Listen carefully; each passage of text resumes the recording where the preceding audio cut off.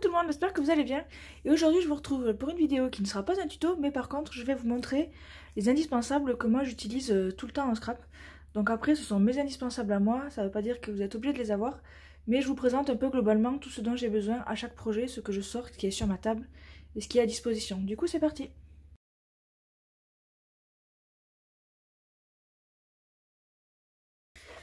Donc pour commencer, moi ce que je mets toujours sur ma table, c'est un tapis comme ceci, donc c'est un tapis auto-cicatrisant.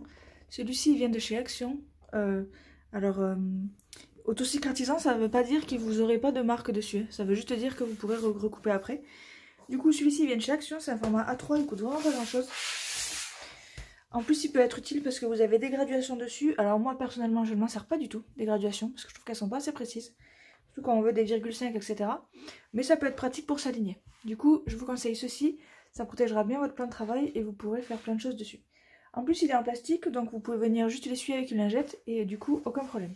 Ensuite moi ce que je vous conseille c'est pour le mixer de médias et pour coller, c'est une feuille de téflon. Donc celle-ci je l'avais achetée, je sais plus, je l'avais achetée mais je l'ai depuis une dizaine d'années. Donc vous voyez elle est encore en très bon état.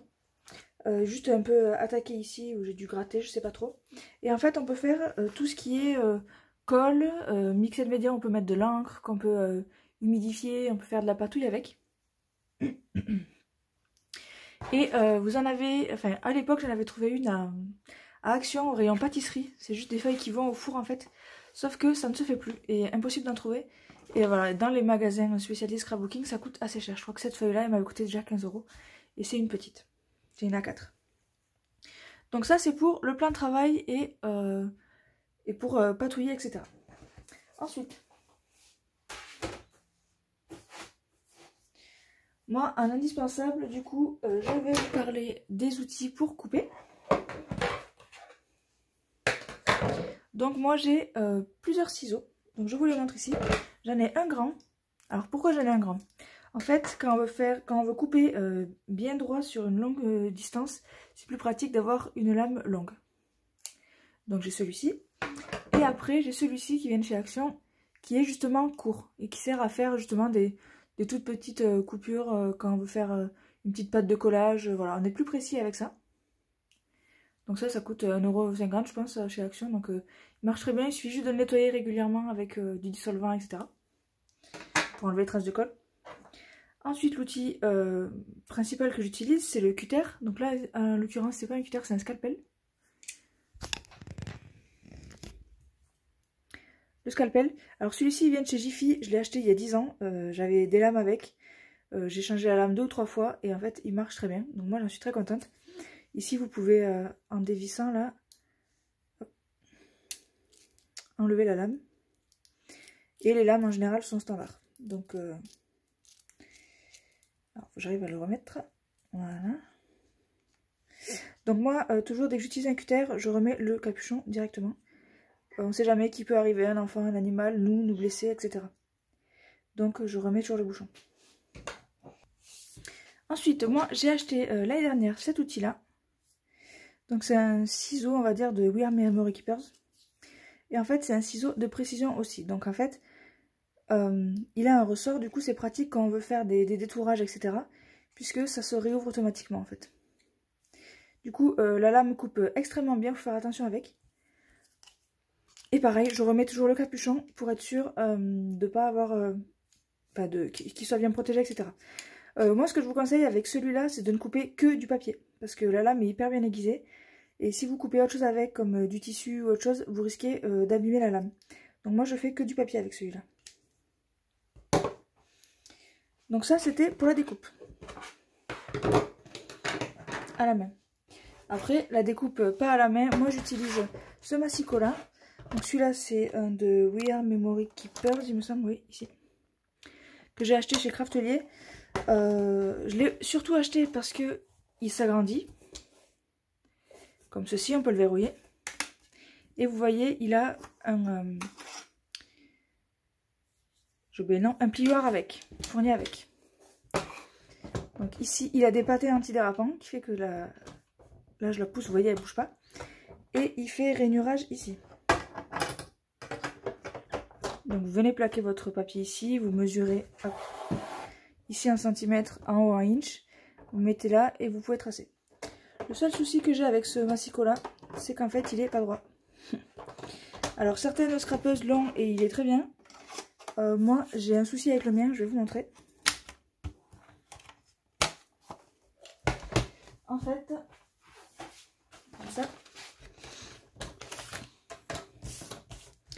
quand je me cale bien ici, là ça va, c'est sur la deuxième partie.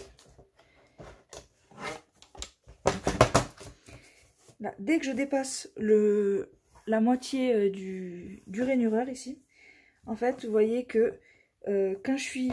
Mon papier, il est perpendiculaire, hein, il a les angles perpendiculaires.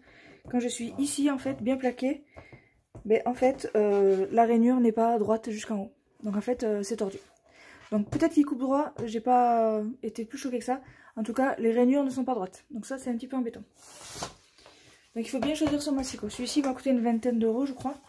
Il avait que des bons avis, il y a d'autres scrapeuses qui l'utilisent dans Lidl. Elle a aucun problème avec, et bien moi j'ai dû tomber sur un peu défectueux, puisque les rainures ne sont pas droites. Donc voilà, c'est un petit peu embêtant. Donc le massicot il n'est pas indispensable, moi ça fait 10 ans que je scrape et j'avais pas de massicot jusqu'à maintenant. Par contre il me fait quand même gagner beaucoup de temps. Ça évite de prendre le papier, faire deux traces deux traces de crayon pour mettre notre mesure, de venir au cutter, de couper. Quand on coupe au cutter, on a toujours le risque de la règle qui bouge et du coup ben, on abîme notre papier. Donc c'est surtout un gain de temps et surtout pour rainurer. Moi j'avais juste des outils comme ceci pour rainurer sans plaque de rainurage, c'était très compliqué. Du coup pour moi c'est un indispensable, je l'utilise à chaque fois celui-ci, mais bon voilà, il n'est pas obligatoire. Du coup pour rainurer, comme je vous disais, vous avez des plioirs, moi j'en ai deux. Celui-ci, je sais plus quelle marque c'est.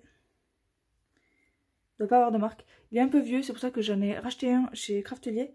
Et donc en fait celui-là, vous voyez, il est beaucoup moins usé. Celui-là il a pris cher un petit peu. Et surtout je l'ai pris parce qu'il a une double pointe ici, une pointe bien pointue. Et le côté arrondi là, qui permet de faire des plis en fait. Du coup moi je le trouve très pratique. Du coup celui-là c'est celui de chez Craftelier. Le prix je ne me souviens pas, si je vous retrouve le haul je vous le mettrai. Mais en tout cas indispensable plioir parce que plier un papier... sans l'avoir rainuré avant, à coup sûr vous allez le déchirer. Ça va faire des plis un peu pas jolis, ça va se déchirer, voilà. Donc pour moi le plioir il est indispensable aussi. Ensuite j'ai les règles, donc je vous en montre plusieurs. Donc j'en ai une en métal, c'est un réglé que j'ai depuis très longtemps. Donc ce qui est bien c'est que on peut mesurer à fleur ici. Bon là j'ai un peu de colle qui a traîné dessus, il faudrait que je le nettoie. Mais on peut vraiment venir mesurer hyper précisément. Si on veut se poser sur le bord de quelque chose par exemple, on peut mesurer vraiment à 0. Donc moi je trouve ça pratique. Par exemple je m'en sers quand je veux estimer la hauteur d'un mini-album par exemple. Vous voyez ici c'est mon album du coup des 9 mois. Quand j'ai mes feuilles, hop, je ne l'ai pas collé, hein, mais que j'ai pas ma structure. Alors je les remplis, je les décore avant en général, avant de faire la couverture. Et bien je me pose à plat avec toutes mes feuilles, tout le contenu. Je prends une règle à plat comme ça et je viens là mesurer par rapport à ma surface. Je viens mesurer la hauteur dont j'ai besoin. Donc là si je vous montre, si j'ai la table ici, là ça fait 2,5. Donc forcément je prendrai au moins 3 pour une couverture. Donc c'est pour ça que le réglé je trouve pratique parce qu'on peut le poser vraiment au point 0 sur une table.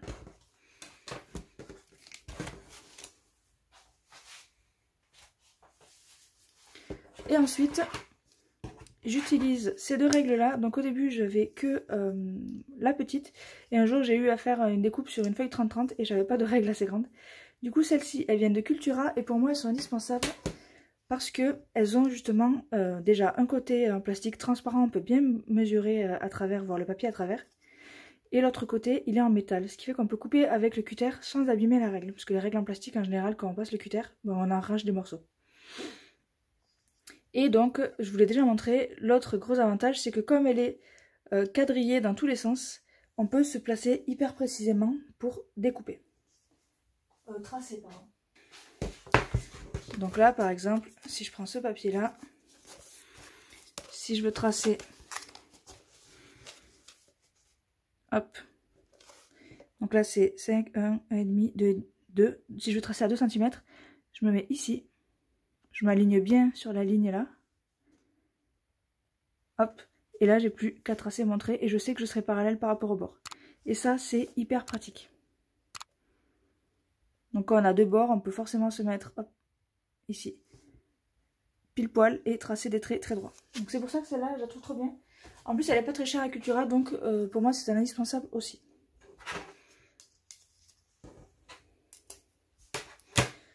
Ensuite, je vais passer au collage.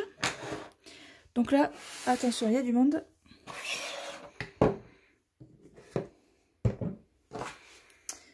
Voilà toutes les colles que j'ai chez moi. Alors, elles y sont, je mens, hein, elles y sont pas toutes, j'en ai d'autres. Mais en tout cas, je vous présente ce que j'ai et pourquoi. Donc pour moi, la meilleure colle, c'est la Tacky Glue. Alors pourquoi? Tout simplement, Tacky Glue, donc le principe de la Tacky Glue, donc vous voyez, j'en ai plusieurs ici.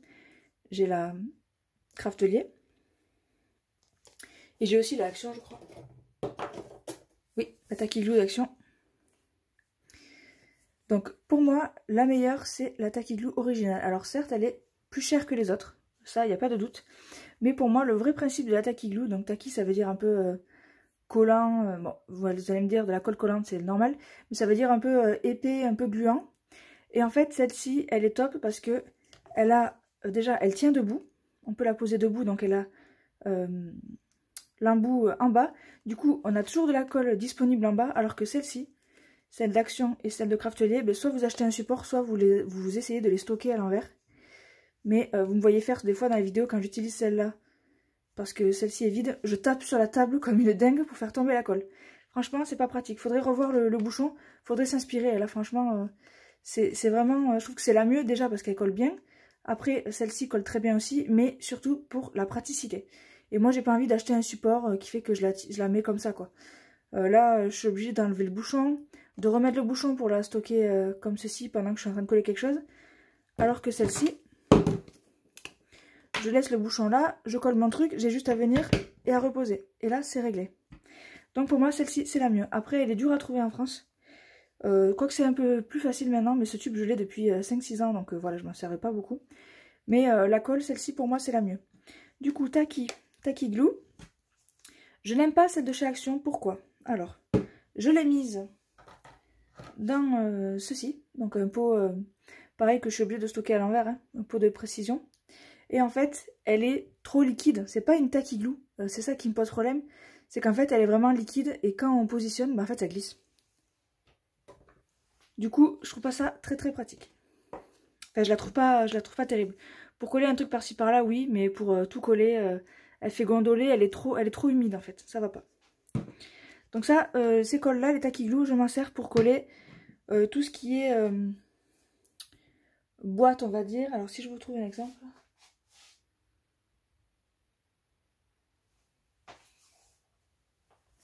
Je vais vous prendre ça par exemple. Ici, la boîte que j'ai faite, hop, je l'ouvre. Ici, quand j'ai fait mon couvercle, j'ai dû assembler des pattes les unes avec les autres. Et c'est avec ce genre de colle là, avec la Tacky Glue, que je vais coller ceci. Du coup, ça prend bien prise assez vite. Et il suffit de pincer et ça bouge plus.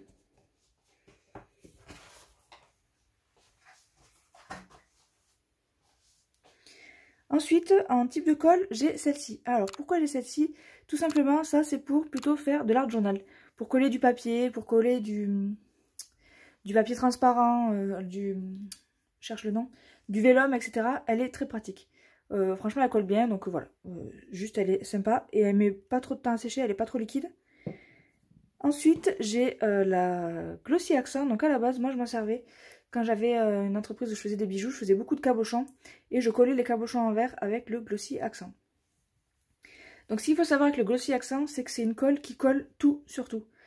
Le métal, le plastique, le carton, le tissu, je sais même pas où aller, quoi vous dire de plus. Il y en a tellement, faudrait que je sais pas si c'est pas écrit dessus.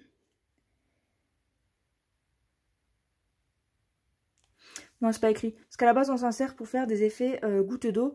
Mais moi, je m'en sers pour coller. C'est une des meilleures colles que j'ai trouvées. Alors attention, elle est à l'acide. Un jour, mon chat a léché la colle, autant dire que c'était la galère pour... elle a dû aller chez le veto, etc. Donc pareil, je rebouche toujours, je fais hyper attention avec les animaux. Mais ça, si vous voulez coller du bois sur du métal, etc., c'est parfait. Ensuite, en colle, j'utilise celle-ci. Ça, c'est quand je veux prépositionner les objets sans les coller tout de suite. Je vais juste voir ce que ça donne. Donc, c'est des petites bandes de colle. Alors, j'ai des poils de chat dessus.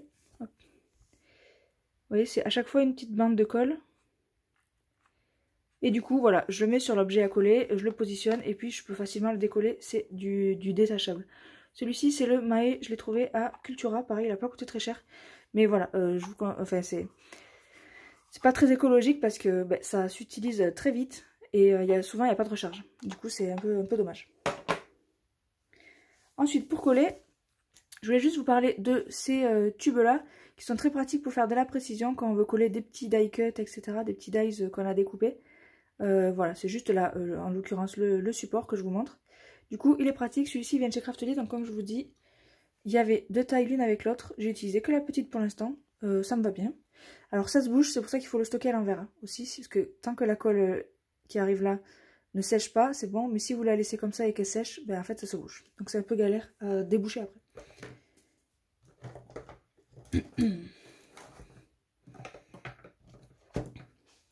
Ensuite, toujours au niveau colle, j'ai celle-ci. Donc pareil, celle-là je l'ai achetée il y a une dizaine d'années. Je ne m'en suis pas beaucoup servi, mais elle est top. En fait, déjà elle est précise. Et en fait, elle est bleue. Comme ça, quand vous tracez, vous savez où vous avez mis la colle. Et en fait, dès qu'elle sèche, elle redevient transparente. Donc celle-ci, je m'en sers pour coller le vélum dans mes albums. Et franchement, elle colle super bien. Il faut juste, dès qu'on a mis la colle, coller directement. Et surtout ne pas attendre parce qu'elle sèche très vite. Et dans le même style, j'ai voulu tester, quand j'ai voulu racheter celle-ci, que je n'ai pas trouvée. J'ai pris celle-là, pensais que c'était la même. Et en fait, celle-là, c'est la Clear Gel. Donc elle est transparente alors que celle-ci est blanche. Mais elle a quand même un embout de précision, donc c'est quand même assez pratique. Elle était par lot de 2. Vous voyez la colle qui se sèche, donc c'est pas très... Faudrait pas qu'elle soit bouchée. Celle-là, je les ai achetées chez Craftelier. Et j'ai collé du cuir sur du papier avec. Et je n'ai eu aucun problème, ça tient très bien. Et ensuite, au niveau des collants aussi, j'utilise beaucoup de mousse 3D, comme ceci. Donc là, c'est le lot Artemio. Il y a 3 tailles différentes. Il y a du 3 mm, du 2 mm et du 1 mm. Et c'est des petits carrés, donc c'est très pratique pour mettre en surépaisseur vos embellissements. Et au moins là, vous êtes sûr que ça ne bougera pas. Sachant que ce paquet-là, il est tout neuf. Mais j'ai ce paquet-là que j'ai acheté en même temps que ce col-là, donc il y a une dizaine d'années. Et il m'en reste, et surtout, il colle toujours très bien. Ils n'ont pas séché ni rien, donc franchement, Artemio, niveau colle, j'aime beaucoup cette marque. Je vous conseille. Et ensuite, pour finir, pour moi, l'indispensable que je commande à chaque fois que je passe une commande, ou même des fois je commande exprès pour ça, chez Craftelier, c'est le lot de double face. Vous voyez, il y en a que j'utilise plus que d'autres. J'utilise plus les fins, parce que je colle toutes mes photos avec et je fais beaucoup de structures. Alors, c'est du double face classique. Ce qui est bien, c'est qu'il est déchirable. Du coup, quand vous avez juste un petit truc à coller, vous mettez le collant dessus et vous déchirez avec une règle, peu importe, ça marche très bien. Vous pouvez aussi faire au ciseau, d'ailleurs, souvent je fais au ciseau. Mais en tout cas, ces 4 largeurs là, moi je les trouve top. Alors je ne me souviens plus des tailles, mais on a du 0,5, du 0,8 et du 0,9. Et celui-là, ça doit être du 5 cm je pense. Et en fait, il est très pratique et pas très cher. C'est 9,90 le lot de tout. Et il y en a 25 mètres je crois à chaque fois. Donc pour les collants, c'est tout. Et hop. Mais ensuite, quand on colle justement, on a souvent besoin de maintenir. Et donc pour moi, un indispensable dans la scrap room, c'est aussi des pinces, tout simplement. Des pinces pour maintenir les choses qu'on a collées ensemble. Donc j'en ai de plusieurs tailles. Celle-ci, ça vient d'un magasin d'art créatif. Donc qui est plus large, donc qui sert plus à tenir les pages de Art Journal en fait. Celle-ci, elles viennent de chez Action. Donc dans le pot, il y avait tout ça. Donc c'est quand même pas très cher et très rentable. Et celles-ci aussi viennent de chez Action. C'est des petits formats, très pratiques pour coller les boîtes et pour tenir les objets entre eux. Par contre, attention, elles font des traces, donc je vous conseille de remettre un papier avant votre vrai papier. Un papier autour pour être sûr que ça ne fasse pas de marque. Alors des petites pinces comme ça, j'en ai de plusieurs forme. J'ai aussi celle-ci. Donc celle-là qui vient de chez Cultura, mais vous en trouvez partout. Et dans tout ce qui est attache, j'ai également les trombones, que je trouve aussi très pratiques pour maintenir les pages entre elles par exemple, ou pour prépositionner des décorations. Donc vous en avez des petits et des grands qui eux aussi viennent de chez Action. Donc tout ça pour maintenir et aussi accessoirement pour décorer si vous voulez en mettre dans vos créations. Et ensuite pour terminer, un essentiel de ma scrap room que je vous dirais, c'est des boîtes. Des petites boîtes comme ça pour mettre tous nos embellissements. Donc là vous voyez c'est des emballages de fromage. Ils sentent pas du tout, je les ai bien aérés, j'ai mis du fibresse dessus. Et donc ça pareil c'était pour du chèvre je crois. Et là c'était une préparation au piment d'Espelette, vous voyez. Je récupère tout, c'est pratique pour mettre tous nos objets, on a tout, on peut tout étaler, tout y voir pour savoir ce qu'on va utiliser, etc. Et du coup je trouve ça hyper pratique et pour moi c'est un indispensable parce que je m'en sers tout le temps. Par exemple ici pour un projet en cours, le projet des 9 mois que j'ai pas terminé, ben, j'ai toutes mes découpes qui sont déjà là. J'ai gardé tous mes papiers. Et quand je continuerai le projet, parce que je fais 3 mois par 3 mois, ben, j'aurai déjà tous mes objets et je sais, voilà, c'est stocké avec mon album et je sais où récupérer mes objets. Et je vois tout ce que j'ai d'un coup. Du coup voilà, c'est tout pour moi. Alors ce que je vous montrer là, c'est vraiment mes indispensables dont j'ai vraiment besoin tous les jours. Hop. Il peut y avoir d'autres choses, il peut y en avoir moins. Voilà, j'ai beaucoup de colles différentes, mais c'est pour des projets différents. Les ciseaux, pareil, voilà, c'est vraiment au choix, vous faites comme vous voulez. Mais voilà, pour moi, c'était les indispensables. Je vous les remets tous ici pour que vous les ayez bien en vue. Donc voilà pour moi les indispensables. J'espère que cette vidéo vous aura plu. N'hésitez pas à me dire en commentaire ce que vous en pensez. Et moi, je vous dis à bientôt pour une prochaine vidéo. Salut!